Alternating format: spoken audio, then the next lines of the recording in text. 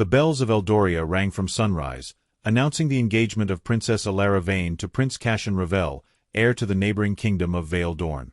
Inside the palace, servants hurried beneath crystal chandeliers while nobles praised the alliance that would unite two powerful crowns. Elara smiled when expected, but her heart remained elsewhere. For months, she had noticed an old woman sitting outside the palace gates. Her name was Mara Belwyn, and she wore the same threadbare gray shawl regardless of the weather. Unlike other beggars, Mara never shouted for coins. She simply watched the palace with tired, searching eyes. On the morning of her engagement, Elara found Mara shivering beneath the stone archway. "Why do you come here every day?" Elara asked. The old woman hesitated. "My daughter once worked inside those walls." "What happened to her?" "She died." The answer carried such quiet sorrow that Elara could not walk away. She removed a diamond bracelet from her wrist and placed it in Mara's trembling hands. "Take it." Mara immediately shook her head. "I cannot accept this." "Then don't think of it as charity," Elara replied. "Think of it as proof that someone noticed you." That evening, Elara's engagement banquet glittered with gold and jewels, yet she could not forget Mara. Then a commotion erupted beyond the grand ballroom. Elara rushed into the corridor and found palace guards dragging the old woman across the marble floor. "Stop!" The guards froze. Captain Roderick bowed stiffly. "Your Highness, this woman was caught stealing from the royal treasury." Mara looked terrified. "I stole nothing." A guard opened her basket. Inside lay a priceless necklace belonging to Elara's late mother. The accusation seemed undeniable, but Elara noticed something strange. The necklace's clasp was broken, and Mara's hands were too frail to have forced it open. Then Elara saw Seraphine Dorn standing behind the guards. Seraphine was one of the king's most trusted advisors, and the woman who had never hidden her resentment toward the princess. "You planted it," Elara said. Seraphine's expression remained perfectly composed. "I would never accuse an innocent woman, Your Highness." King Aldric arrived before Elara could respond. His face darkened when he saw Mara. "Return to the banquet, Elara." "No." The king stared at his daughter. Elara stepped between Mara and the guards. "She is innocent." "You would challenge me over a beggar?" "I would challenge anyone who punishes the innocent." The king's anger spread through the corridor like fire. "Do you understand what is at stake tonight? Your marriage will secure peace between two kingdoms." Elara looked toward Cashen, who had silently followed his father into the corridor. Then she removed her engagement ring. "I will not marry for peace if the price is becoming cruel." She placed the ring in Cashen's hand. The palace fell utterly silent. King Aldric's voice became cold. "If you leave with that woman, you will no longer be my daughter." Elara's heart shattered. For one painful moment, she looked at her father, hoping he would take back the words. He did not. So Elara took Mara's hand. "I would rather lose a crown than lose myself." She walked toward the palace gates. Then Cashen followed. Elara turned in surprise. "You should stay." Cashen looked at the ring in his palm. "I spent years believing I loved a princess." He stepped closer. "Tonight, I discovered I loved the woman willing to lose everything for someone who had nothing." Behind them, the palace doors slammed shut. Elara had abandoned her royal engagement, lost her father's love, and surrendered the life she had always known. But as she and Mara disappeared into the darkness, neither woman realized that the old beggar carried a secret that would soon shake the throne of Eldoria to its foundations. Elara and Mara spent their first night beyond the palace walls in a crumbling cottage hidden at the edge of the eastern forest.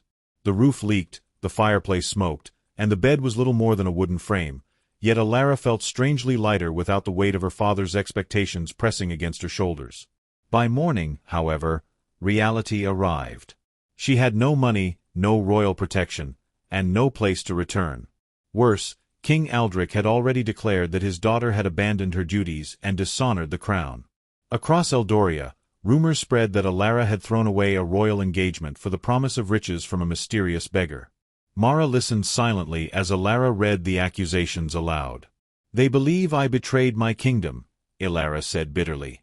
Mara lowered her eyes. You did not betray them. Then why does it feel as though I betrayed everyone? Because you were taught that obedience was the same as goodness. Elara stared at her. Mara continued, Your father wanted a daughter who would never question him. You became a woman who could. Those words stayed with Elara. For the first time, she began to understand why her father's anger frightened her so deeply. She had spent her entire life earning his approval, believing that being a perfect princess would eventually make her worthy of his love. Yet the moment she chose compassion over obedience, he had taken that love away. Elara decided she would not let his cruelty determine who she became. She began helping villagers in the nearby town, using the skills she had never been expected to need. She carried water, distributed food, and tended the sick. Slowly, people began to see the truth behind the rumors. But Seraphine Dorn was determined to destroy her.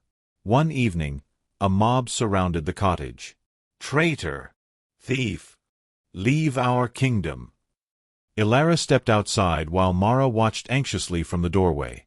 A stone struck the wall beside her. Then another. Who told you I stole anything? Elara demanded. A man shouted, The royal court. Elara realized the truth. Seraphine's lies had reached the people before Elara ever had the chance to speak. Suddenly, a horse thundered through the crowd. Prince Cashin dismounted. He had abandoned the palace days earlier, refusing to accept another engagement arranged by his family. Now he stood between Elara and the angry villagers. Anyone who wants to reach her will have to come through me. The crowd fell silent. Elara stared at him. You should not have come. Cashin smiled faintly. I was beginning to think you might say that. You lost your engagement because of me. No. He stepped closer. I lost an arrangement. I found the woman I love. Elara's anger dissolved into stunned silence. Cashin reached for her hand. I saw you choose a stranger over a crown. I saw you walk away from everything you knew rather than allow an innocent woman to suffer. How could I return to the palace and pretend I felt nothing? Elara's eyes filled with tears. You hardly know me. I know enough. For one fragile moment, the kingdom disappeared around them. Then Mara screamed. Elara turned. The cottage door stood open. Mara was gone. On the floor lay her torn gray shawl, stained with blood. Elara rushed outside. There were footprints leading toward the forest. Cashin drew his sword. This was planned. Elara picked up the blood-stained cloth with trembling hands. Who would take her? Cashin studied the ground. Before he could answer, a folded piece of parchment appeared beneath the broken doorway. Elara opened it. There were only 6 words. Come alone, or she dies. Beneath the message was a symbol Elara recognized immediately. The royal crest. Her father's crest. Elara looked toward Cashin. This is not about Mara anymore. Cashin's expression hardened. No. Elara closed her hand around the letter. Someone inside the palace is willing to kill her. And as they followed the trail into the dark forest, neither of them realized that the woman they were trying to rescue was carrying a secret capable of bringing the entire royal dynasty to its knees. Elara and Cashin followed the trail through the forest, moving beneath branches that clawed at their clothing as darkness swallowed the path. Neither spoke. The blood on Mara's shawl had transformed their fear into urgency, and Elara could think of nothing except finding the woman who had become like a mother to her. The trail ended at an abandoned silver mine. Cashin raised his hand, warning Elara to remain behind him. Inside, they heard a faint cry. Mara! Elara ran forward. They found her chained against a stone wall, bruised but conscious. Standing beside her was Seraphine Dorn, holding a dagger against the old woman's throat. Elara stopped. You. Seraphine smiled. You have always been too predictable. Cashin drew his sword. Release her. Or what? Seraphine sneered. Will the disgraced prince attack a royal advisor? Elara stepped forward. What do you want? The truth. Elara frowned. Seraphine looked at Mara. Ask her who she really is. Mara closed her eyes.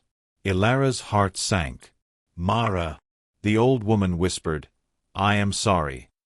Who are you? Mara lifted her head. My name is not Mara Belwyn. Cashin stared at her.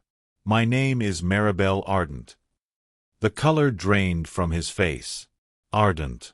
That was the family name his mother had carried before becoming queen. Cashin lowered his sword. That's impossible. Maribel's eyes filled with tears. Your mother was my daughter. The word struck him harder than any weapon. Elara looked from Maribel to Cashin. You are his grandmother? Maribel nodded. I was told my daughter died, Cashin whispered. She was forced to disappear. Maribel explained that years ago, Cashin's mother had secretly married a commoner. The royal family had considered the marriage an embarrassment and erased the man's existence from every official record.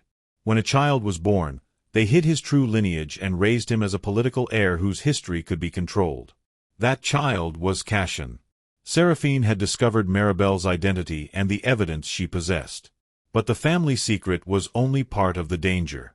Maribel had once served as keeper of Eldoria's royal treasury. Before she vanished, she had uncovered something far more sinister. King Aldric and several powerful nobles had been stealing from the kingdom for years. The missing gold had not disappeared. It had been hidden. The same money that could have fed starving families had been diverted into private fortunes. Elara felt sick. That is why you framed her. Seraphine's smile sharpened. Your father could not risk the truth becoming public. Elara turned toward Maribel. The necklace. Maribel nodded. They planted it. Elara finally understood the entire scheme. The stolen necklace had never been about punishing a beggar. It had been an attempt to discredit the one woman capable of exposing the crown. Cashin stepped toward Seraphine. You abducted my grandmother to protect thieves. Seraphine laughed. Be careful, Prince Cashin. If the kingdom learns the truth about your birth, you may lose the throne you were raised to inherit. Cashin's expression hardened. I never wanted a throne built on lies.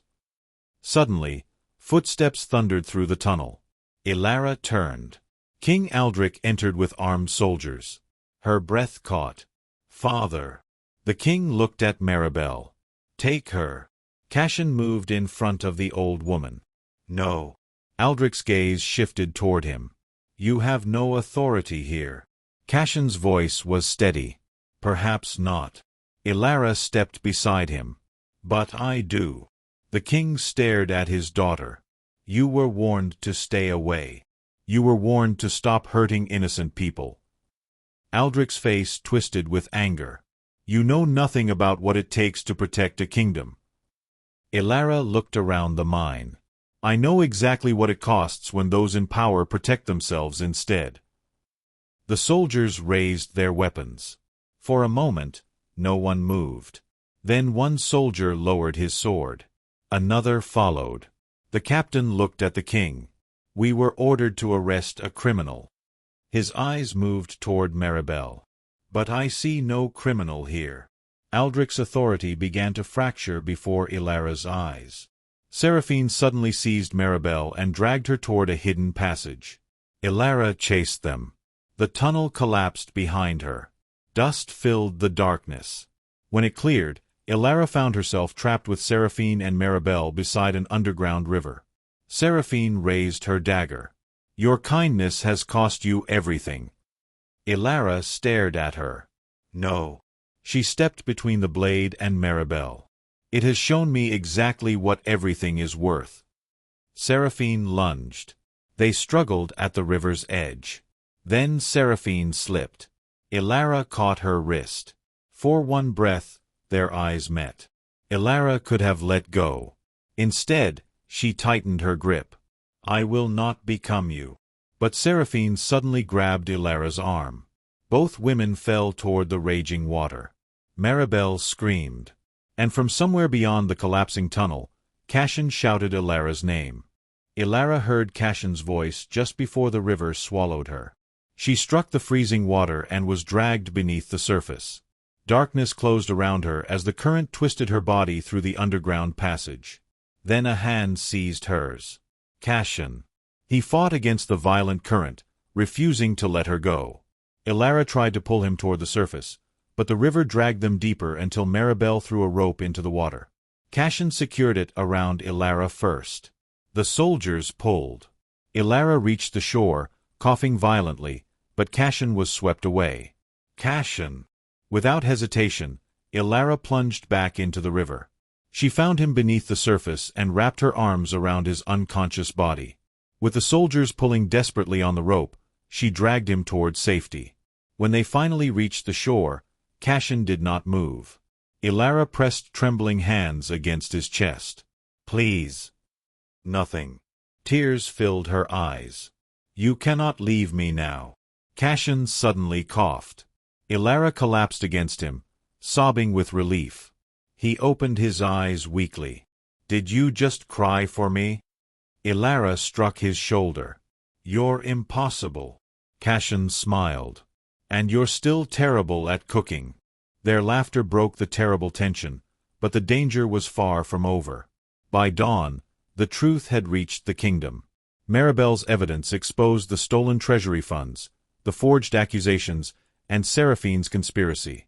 The nobles who had helped King Aldrich were arrested, and Seraphine was taken into custody for kidnapping and attempted murder. But the greatest shock came when Cassian revealed his true identity. Maribel's testimony proved that he was the legitimate grandson of Eldoria's former royal line and the rightful heir to a throne that had been concealed from him since birth. The royal council offered him the crown. Cassian refused. "I will not inherit a kingdom built on secrets." Instead, he turned toward Elara. "I will only accept leadership if she stands beside me." Elara stared at him. "Why me?" "Because you chose a stranger when everyone else chose comfort." He knelt before her. "Elara Vane, will you help me build something better?" She smiled through her tears.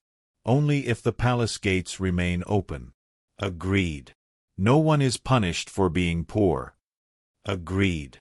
"And no father ever believes his daughter belongs to him." Cassian glanced toward King Aldrich. "Especially that."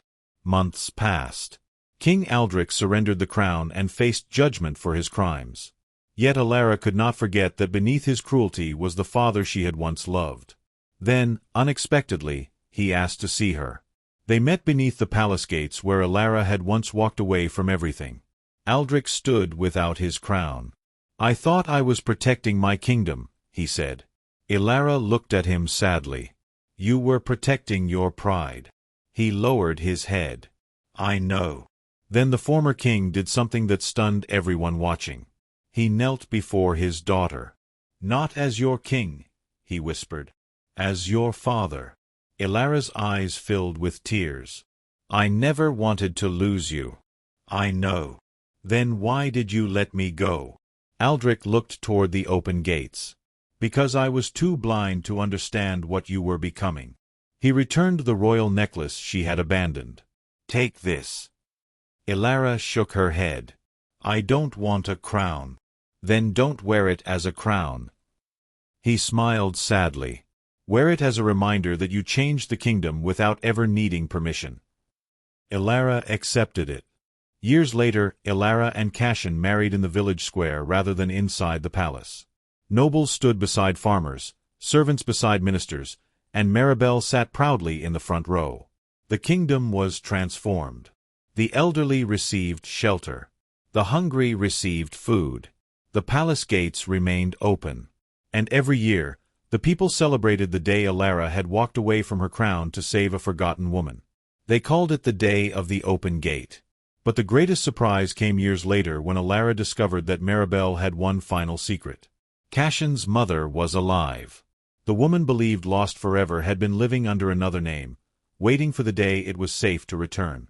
When mother, son, and grandmother finally embraced, Elara understood the strange path her kindness had created. She had thought she was rescuing a poor old woman.